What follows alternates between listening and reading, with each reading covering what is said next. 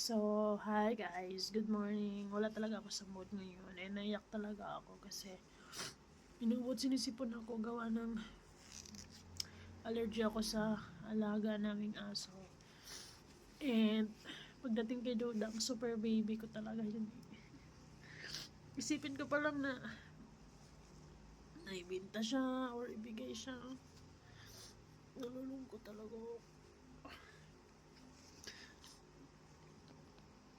Kasi super bait kasi yung aso na yun. As in.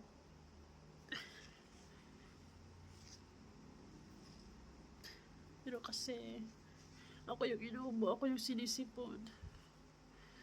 Kasi allergy ako.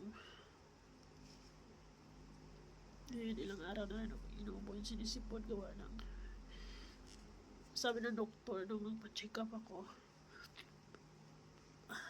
maka-allergy talaga ako sa aso or sa pusa. So yun, every time na isipin ko na ibinta or ibigay na lang si Duda, talagang naiinis ako kasi masakit for pero wala akong choice. Ako